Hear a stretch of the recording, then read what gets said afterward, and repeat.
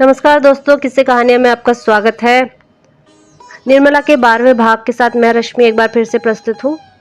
पिछले भाग में हमने सुना कि जिया राम ने निर्मला के संदूक की चोरी की है, जिसमें सोने के गहने रखे हुए थे और उन्हीं गहनों को वो बेच आता है। वहीं गहनों की चोरी पकड़े जाने और सजा मिलने के डर से जिया राम घर से भाग जाता है। अब घर में सिर्फ सिया राम रह जाता है। निर्मला घर का सामान अब सिर्फ सिया राम से ही मंगवाती है। उसका सारा समय सामान लाने ले जाने में लग जाता है। वह स्कूल भी नहीं जा पाता है। उसकी पढ़ाई का काफ़ी नुकसान हो जाता है। ऐसी ज़िंदगी से वह भी परेशान हो जाता है। निर्मला का स्वभाव दिन ब दिन बिगड़ता जा रहा है। वह कर्कशा होती जा रही है। उसे केवल अपनी बेटी की चिंता है कि वह उसका विवाह कैसे करेगी। निर्मला एक एक पैसा सोच समझ कर खर्च करती है। वहीं मुंशी जी की आर्थिक दशा और ज़्यादा बिगड़ जाती है। उन्हें काम नहीं मिल पाता है। वहीं सियाराम को एक दिन एक साधु बाबा परमानंद मिलते हैं। सियाराम को घर में पूछने वाला कोई नहीं है। साधु बाबा की बातों से वो काफ़ी प्रभावित हो जाता है और उसका दिल करता है कि वह भी घर से भाग जाए। अब सुनते हैं आगे। निर्मला ने बिगड़कर कहा, इतनी देर कहाँ लगाई? सियाराम ने ढिठाई से कहा, रास्ते में एक जगह सो गया था। निर्मला बोली, यह तो मैं नहीं कहती, पर जानते हो क्या बजे हैं? 10 कभी के बज गए। बाजार कुछ दूर भी तो नहीं है? सियाराम बोला, कुछ दूर नहीं, दरवाजे ही पर तो है। निर्मला बोली, सीधे से क्यों नहीं बोलते? ऐसा बिगड़ रहे हो जैसे मेरा ही कोई काम करने गए हो। सियाराम बोला, तो आप व्यर्थ की बकवास करती क्यों हैं? लिया सौदा लौटाना कोई आसान काम है? बनिए से घंटों हुज्जत करनी पड़ती है। यह तो कहो, एक बाबा जी ने कह सुनकर फिरवा दिया, नहीं तो किसी तरह न फेरता। रास्ते में कहीं 1 मिनट भी ना रुका, सीधा चला आता हूँ। निर्मला बोली, घी के लिए गए, तुम तो 11 बजे लौटे हो। लकड़ी के लिए जाओगे तो सांझ ही कर दोगे। तुम्हारे बाबूजी बिना खाए ही चले गए। तुम्हें इतनी देर लगानी थी तो पहले ही क्यों ना कह दिया, जाते ही लकड़ी के लिए। सियाराम अब अपने को संभाल ना सका, झल्ला कर बोला, लकड़ी किसी और से मंगाइएगा, मुझे स्कूल जाने को देर हो रही है। निर्मला बोली, खाना ना खाओगे? सियाराम बोला, ना खाऊंगा। निर्मला बोली, मैं खाना बनाने को तैयार हूँ, हाँ लकड़ी लाने नहीं जा सकती। सियाराम बोला, भूंगी को क्यों नहीं भेजती? निर्मला बोली, भूंगी का लाया सौदा तुमने कभी देखा नहीं? सियाराम बोला, तो मैं इस वक्त ना जाऊंगा। निर्मला बोली, मुझे दोष ना देना। सियाराम कई दिनों से स्कूल नहीं गया था। बाजार हाट के मारे उसे किताबें देखने का समय ही ना मिलता था। स्कूल जाकर झिड़कियां खाने से बेंच पर खड़े होने या ऊंची टोपी देने के सिवा और क्या मिलता? वह घर से किताबें लेकर चलता, पर शहर के बाहर जाकर किसी वृक्ष के छांव में बैठा रहता या पलटनों की कवायद देखता। 3 बजे घर से लौट आता। आज भी वह घर से चला, लेकिन बैठने में उसका जी न लगा। उस पर आंतें अलग जल रही थी। हाँ, अब उसे रोटियों के भी लाले पड़ गए। 10 बजे क्या खाना ना बन सकता था? माना कि बाबूजी चले गए थे, क्या मेरे लिए घर में 2-4 पैसे भी न थे? अम्मा होती तो क्या इस तरह बिना कुछ खाए पिए आने देती? मेरा अब कोई न रहा। सियाराम का मन बाबा जी के दर्शन के लिए व्याकुल हो उठा। उसने सोचा, इस वक्त वह कहाँ मिलेंगे, कहाँ चलकर देखूं? उनकी मनोहर वाणी, उनकी उत्साहप्रद सांत्वना उसके मन को खींचने लगी। उसने आतुर होकर कहा, मैं उनके साथ ही क्यों ना चला गया? घर पर मेरे लिए क्या रखा था? वह आज यहाँ से चला तो घर ना जाकर सीधा घी वाले साहजी की दुकान पर गया। शायद बाबा जी से वहां मुलाकात हो जाए, पर वहां बाबा जी ना थे। बड़ी देर तक खड़ा खड़ा लौट आया। घर आकर बैठा ही था कि निर्मला ने आकर कहा, आज देर कहाँ लगाई? सवेरे खाना नहीं बना, क्या इस वक्त भी उपवास होगा? जाकर बाजार से कोई तरकारी ले आओ। सियाराम ने झल्ला कर कहा, दिन भर का भूखा चला आता हूँ, कुछ पानी पीने को तक को नहीं लाई, ऊपर से बाजार जाने का हुक्म दे दिया। मैं नहीं जाता बाजार, किसी का नौकर नहीं हूँ। आखिर रोटियां ही तो खिलाती हो या और कुछ? ऐसी रोटियां जहां मेहनत करूंगा वहीं मिल जाएंगी। जब मजूरी ही करनी है तो आपकी ना करूंगा। जाइए, मेरे लिए खाना मत बनाइएगा। निर्मला अवाक रह गई। लड़के को आज क्या हो गया?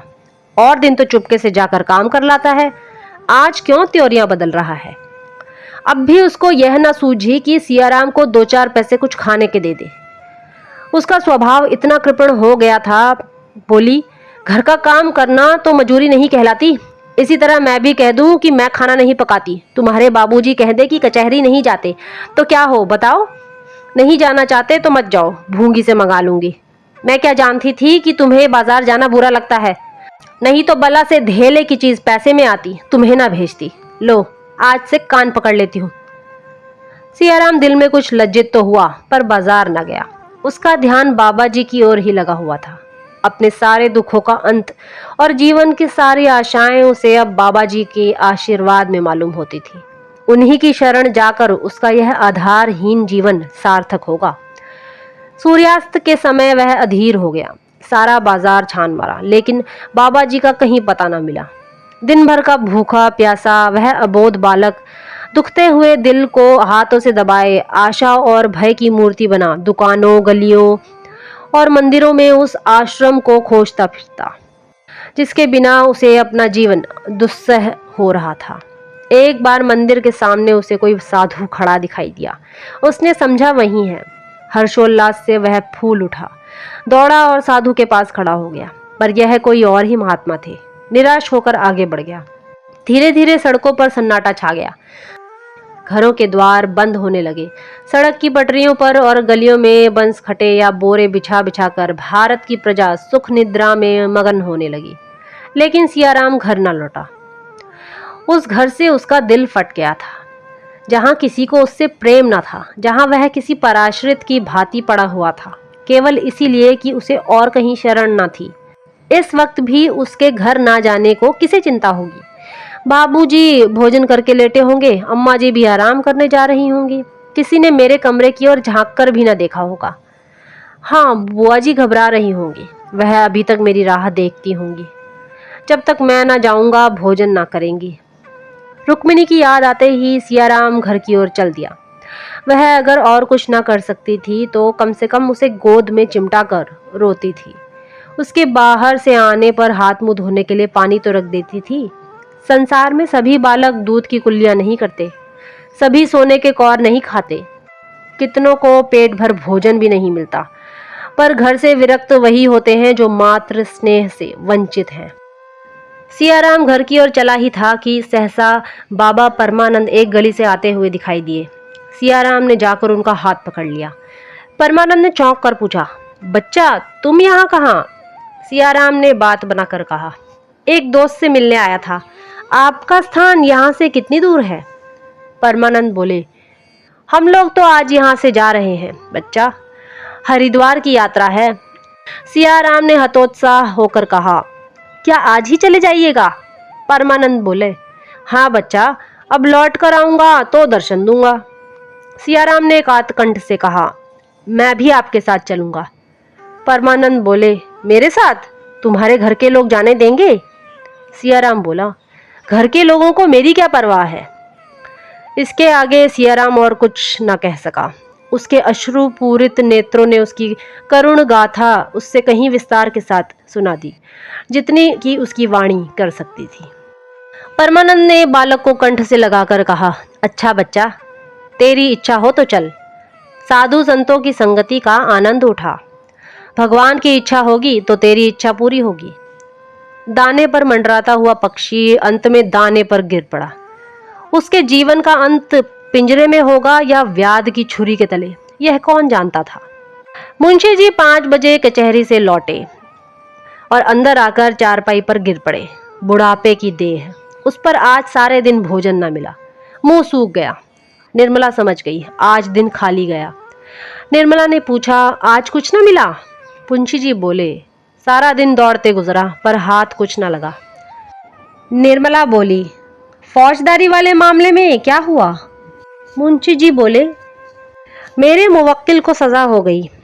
निर्मला ने पूछा, पंडित वाले मुकदमे में? मुंशी जी बोले, पंडित पर डिग्री हो गई। निर्मला बोली, आप तो कहते थे दावा खारिज हो जाएगा। मुंशी जी बोले, कहता तो था, और जब भी कहता हूँ कि दावा खारिज हो जाना चाहिए था, मगर उतना सिरमगजन कौन करे। निर्मला बोली, और सीर वाले दावे में? मुंशी जी बोले, उसमें भी हार हो गई। निर्मला बोली, तो आज आप किसी अभागे का मुंह देखकर उठे थे। मुंशी जी से अब काम बिल्कुल ना हो सकता था। एक तो उसके पास मुकदमे आते ही न थे और जो आते भी थे वह बिगड़ जाते थे, मगर अपनी असफलताओं को वह निर्मला से छिपाते रहते थे। जिस दिन कुछ हाथ न लगता उस दिन किसी से 2-4 रुपए उधार लाकर निर्मला को देते। प्राय सभी मित्रों से कुछ न कुछ ले चुके थे। आज वह डॉल भी ना लगा। निर्मला ने चिंतापूर्ण स्वर में कहा, आमदनी का यह हाल है तो ईश्वर ही मालिक है। उस पर बेटे का यह हाल कि बाजार जाना मुश्किल है। भूंगी ही से सब काम कराने का जी चाहता है। घी लेकर 11 बजे लौटा। कितना कहकर हार गई कि लकड़ी लेते आओ, पर सुना ही नहीं। मुंशी जी बोले, तो खाना नहीं पकाया? निर्मला बोली, ऐसी ही बातों से तो आप मुकदमे हारते हैं। ईंधन के बिना किसी ने खाना बनाया है आज तक कि मैं ही बना लेती? मुंशी जी बोले, तो बिना कुछ खाए ही चला गया? निर्मला बोली, घर में और क्या रखा था जो खिला देती? मुंशी जी ने डरते डरते कहा, कुछ पैसे वैसे ना दे दिए? निर्मला ने भौहें सिकोड़ कर कहा, घर में पैसे फलते हैं ना। मुंशी जी ने कोई जवाब ना दिया। जरा देर तक तो प्रतीक्षा करते रहे कि शायद जलपान के लिए कुछ मिलेगा, लेकिन जब निर्मला ने पानी तक न मंगवाया तो बेचारे निराश होकर चले गए। सियाराम के कष्ट का अनुमान करके उनका चित्त चंचल हो उठा। एक बार भूंगी ही से लकड़ी मंगा ली जाती तो ऐसा क्या नुकसान हो जाता। ऐसी किफायत भी किस काम की कि घर के आदमी भूखे ही रह जाएं। अपना संदूकचा खोलकर टटोलने लगे कि शायद 2-4 आने पैसे मिल जाएं। उसके अंदर के सारे कागज निकाल डाले। एक एक खाना देखा, नीचे हाथ डालकर देखा, पर कुछ न मिला। मगर निर्मला के संदूक में पैसे ना फलते थे तो इस संदूकचे में शायद इसके फूल भी ना लगते हों। लेकिन संयोग ही से कहिए कि कागजों को झड़कते हुए एक चवन्नी गिर पड़ी। मारे हर्ष के मुंशी जी उछल पड़े। बड़ी बड़ी रकमें इससे पहले भी कमा चुके हैं, पर यह चवन्नी पाकर इस समय उन्हें जितना आह्लाद हुआ पहले कभी ना हुआ था। चवन्नी हाथ में लिए हुए सियाराम के कमरे के सामने आकर पुकारते रहे। कोई जवाब न मिला। तब कमरे में जाकर देखा, सियाराम का कहीं पता नहीं। क्या अभी स्कूल से नहीं लौटा? मन में यह प्रश्न उठते ही मुंशी जी ने अंदर जाकर भूंगी से पूछा, मालूम हुआ स्कूल से लौट आए? मुंशी जी ने पूछा, कुछ पानी पिया है? भूंगी ने कोई जवाब न दिया। नाक सिकोड़कर मुंह फेरकर चली गई। मुंशी जी आहिस्ता आहिस्ता आकर अपने कमरे में बैठ गए। आज पहली बार उन्हें निर्मला पर क्रोध आया, लेकिन एक ही क्षण क्रोध का आघात अपने ऊपर होने लगा। उस अंधेरे कमरे में फर्श पर लेटे हुए वह अपने पुत्र की ओर से इतना उदासीन हो जाने पर धिक्कारने लगे। दिन भर के थके थे। थोड़ी ही देर में उन्हें नींद आ गई। भूंगी ने आके पुकारा, बाबूजी रसोई तैयार है। मुंशी जी चौंक कर उठ बैठे। कमरे में लैंप जल रहा था। पूछा, क्या बज गए भूंगी? मुझे तो नींद ही आ गई थी। भूंगी ने कहा, कोतवाली ने घंटे में 9 बजाए हैं और हम नहीं जानत। मुंशी जी बोले, सिया बाबू आए? भूंगी बोली, आए होंगे तो घर ही में ना होंगे। मुंशी जी ने झल्लाकर पूछा, मैं पूछता हूँ आए कि नहीं, और तू न जाने क्या क्या जवाब देती है। आए कि नहीं? भूंगी बोली, मैंने तो नहीं देखा, झूठ कैसे कह दूं। मुंशी जी फिर लेट गए और बोले, उनको आ जाने दे, तब चलता हूँ। आधे घंटे द्वार की ओर आंख लगाए मुंशी जी लेटे रहे। तब वह उठकर बाहर गए और दाहिने हाथ कोई 2 फरलांग तक चले। तब लौटकर द्वार पर आए और पूछा, सिया बाबू आ गए? अंदर से आवाज आई, अभी नहीं। मुंशी जी फिर बाईं ओर चले और गली के नुक्कड़ तक गए। सियाराम कहीं दिखाई न दिया। वहां से फिर घर आए और द्वार पर खड़े होकर पूछा, सिया बाबू आ गए? अंदर से जवाब मिला, नहीं। कोतवाली के घंटे में 10 बजने लगे। मुंशी जी बड़े वेग से कंपनी बाग की तरफ चले। सोचने लगे शायद वहां घूमने गया हो और घास पर लेटे लेटे नींद आ गई हो। बाग में पहुंचकर उन्होंने हर एक बेंच को देखा। चारों तरफ घूमे। बहुत से आदमी घास पर पड़े हुए थे, पर सियाराम का निशान न था। उन्होंने सियाराम का नाम लेकर जोर से पुकारा भी, पर कहीं से आवाज न आई। ख्याल आया कि शायद स्कूल में तमाशा हो रहा हो। स्कूल 1 मील से कुछ ज्यादा ही था। स्कूल की तरफ चले, पर आधे रास्ते में ही लौट पड़े। बाजार बंद हो गया था। स्कूल में इतनी रात तक तमाशा नहीं हो सकता। अब भी उन्हें आशा हो रही थी कि सियाराम लौट आया होगा। द्वार पर आकर उन्होंने पुकारा, सिया बाबू आए? किवाड़ बंद थे, कोई आवाज ना आई। फिर जोर से पुकारा। भूंगी किवाड़ खोलकर बोली, अभी तो नहीं आए। मुंशी जी ने धीरे से भूंगी को अपने पास बुलाया और करुण स्वर में बोले, तू तो घर की सब बातें जानती है, बता आज क्या हुआ था? भूंगी बोली, बाबूजी झूठ ना बोलूंगी, मालकिन छुड़ा देगी और क्या। दूसरे का लड़का इस तरह नहीं रखा जाता। जहां कोई काम हुआ बस बाजार भेज दिया। आज लकड़ी लाने ना गए तो चूल्हा ही ना जला, कहो तो मुंह फुलावे। जब आप ही नहीं देखते तो दूसरा कौन देखेगा। चलिए भोजन कर लीजिए, बहू जी कब से बैठी हैं। मुंशी जी बोले, कह दे इस वक्त नहीं खाएंगे। मुंशी जी फिर अपने कमरे में चले गए और एक लंबी सांस ली। वेदना से भरे हुए ये शब्द उनके मुंह से निकल पड़े, ईश्वर, क्या अभी दंड पूरा नहीं हुआ? क्या इस अंधे की लकड़ी को हाथ से छीन लोगे? निर्मला ने आकर कहा, आज सियाराम अभी तक नहीं आए। कहती रही कि खाना बनाए देती हूँ, खा लो, मगर ना जाने कब उठकर चल दिए, ना जाने कहाँ घूम रहे हैं। बात तो सुनते ही नहीं। कब तक उनकी राह देखा करूं? आप चलकर खा लीजिए, उनके लिए खाना उठाकर रख दूंगी। मुंशी जी ने निर्मला की ओर कठोर नेत्रों से देखकर कहा, अभी क्या बजे होंगे? निर्मला बोली, क्या जाने 10 बजे होंगे। मुंशी जी बोले, जी नहीं, 12 बजे हैं। निर्मला बोली, 12 बज गए? इतनी देर तो कभी ना करते थे। तो कब तक उनकी राह देखोगे? दोपहर को भी कुछ नहीं खाया था। ऐसा सैलानी लड़का मैंने नहीं देखा। मुंशी जी बोले, जी तुम्हें दिक करता है क्यों? निर्मला बोली, देखिए ना, इतना रात गई और घर की सुध ही नहीं। मुंशी जी बोले, शायद यह आखिरी शरारत हो। निर्मला बोली, कैसी बातें मुंह से निकालते हैं? जाएंगे कहाँ? किसी यार दोस्त के यहाँ पड़े होंगे। मुंशी जी बोले, शायद ऐसा ही हो, ईश्वर करे ऐसा ही हो। निर्मला बोली, सवेरे आवे तो जरा तुम भी कीजिएगा। मुंशी जी बोले, खूब अच्छी तरह करूँगा। निर्मला बोली, चलिए खा लीजिए, बहुत देर हो गई है।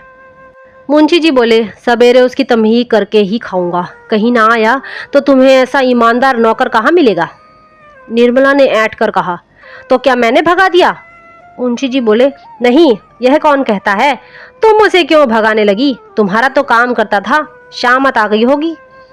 निर्मला ने और कुछ नहीं कहा, बात बढ़ जाने का भय था। भीतर चली आई, सोने को भी ना कहा। जरा देर में भूंगी ने अंदर से किवाड़ भी बंद कर दिए। क्या मुंशी जी को नींद आ सकती थी? 3 लड़कों में केवल एक बच रहा था, वह भी हाथ से निकल गया। तो फिर जीवन में अंधकार के सिवाय और क्या है? कोई नाम लेने वाला भी नहीं रहेगा। हाँ, कैसे कैसे रत्न हाथ से निकल गए। मुंशी जी की आंखों से अश्रुधारा बह रही थी। तो कोई आश्चर्य है? उस व्यापक पश्चाताप, उस सघन ग्लानि तिमिर में आशा की एक हल्की सी रेखा उन्हें संभाले हुए थी। जिस क्षण वह रेखा लुप्त हो जाएगी, कौन कह सकता है उन पर क्या बीतेगी। उनकी उस वेदना की कल्पना कौन कर सकता है। कई बार मुंशी जी की आंखें झपकी, लेकिन हर बार सियाराम की आहट के धोखे में चौंक पड़े। सवेरा होते ही मुंशी जी फिर सियाराम को खोजने निकले। किसी से पूछते शर्म आती थी। किस मुंह से पूछें? उन्हें किसी से सहानुभूति की आशा न थी। प्रकट ना कहकर मन में सब यही कहेंगे, जैसा किया वैसा भोगो। सारे दिन वह स्कूल के मैदानों में, बाजारों में, बगीचों का चक्कर लगाते फिरे। 2 दिन निराहार रहने पर भी उन्हें इतनी शक्ति कैसे हुई, यह तो वही जाने। रात के 12 बजे मुंशी जी घर लौटे। दरवाजे पर लालटेन जल रही थी। निर्मला द्वार पर खड़ी थी। देखते ही बोली, कहा भी नहीं, न जाने कब चल दिए, कुछ पता चला? मुंशी जी ने आग्नेय नेत्रों से ताकते हुए कहा, हट जाओ सामने से, नहीं तो बुरा होगा। मैं आपे में नहीं हूँ, यह तुम्हारी करनी है। तुम्हारे ही कारण आज मेरी यह दशा हो रही है। आज से 6 साल पहले क्या इस घर की यह दशा थी? तुमने मेरा बना बनाया घर बिगाड़ दिया। तुमने मेरे लहलहाते बाग को उजाड़ डाला। केवल एक ठूंठ रह गया है, उसका निशान मिटाकर तभी तुम्हें संतोष होगा। मैं अपना सर्वनाश करने के लिए तुम्हें घर नहीं लाया था, सुखी जीवन को और भी सुखमय बनाना चाहता था। यह उसी का प्रायश्चित है। जो लड़के पान की तरह फेरे जाते थे, उन्हें मेरे जीते जी तुमने चाकर समझ लिया और मैं आंखों से सब कुछ देखते हुए भी अंधा बना बैठा रहा। जाओ, मेरे लिए भी थोड़ा सा जहर भेज दो, बस यही कसर रह गई है, वह भी पूरी हो जाए। निर्मला ने रोते हुए कहा, मैं तो अभागिन ही हूं, आप कहेंगे तब जानूंगी। ना जाने ईश्वर ने मुझे जन्म क्यों दिया था, मगर यह आपने कैसे समझ लिया कि सियाराम आवेंगे ही नहीं। मुंशी जी ने अपने कमरे की ओर जाते हुए कहा, जलाओ मत, जाकर खुशियां मनाओ, तुम्हारी मनोकामना जो पूरी हो गई। निर्मला सारी रात रोती रही। इतना कलंक! उसने जियाराम को गहने ले जाते देखने पर भी मुंह खोलने का साहस नहीं किया। क्यों? इसीलिए तो कि लोग समझेंगे कि यह मिथ्या दोषारोपण करके लड़के से वैर साध रही है। आज उसके मौन रहने पर उसे अपराधिनी ठहराया जा रहा है।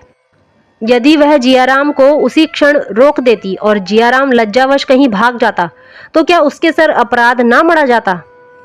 सियाराम ही के साथ उसने कौन सा दुर्व्यवहार किया था? वह कुछ बचत करने के विचार से ही तो सियाराम से सौदा मंगवाया करती थी। क्या वह बचत करके अपने लिए गहने गढ़वाना चाहती थी? जब आमदनी की यह हाल हो रहा है तो पैसे पैसे पर निगाह रखने के सिवाय कुछ जमा करने का उसके पास और कोई समाधान ही क्या था? जवानों की जिंदगी का तो कोई भरोसा ही नहीं, बूढ़ों की जिंदगी का क्या ठिकाना। बच्ची के विवाह के लिए वह किसके सामने हाथ फैलाती? बच्ची का भार कुछ उसी पर तो नहीं था, वह केवल पति की सुविधा ही के लिए तो कुछ बटोरने का प्रयत्न कर रही थी। पति ही की क्यों, सियाराम ही तो पिता के बाद घर का स्वामी होता। बहन के विवाह करने का भार क्या उसके सर पर ना पड़ता?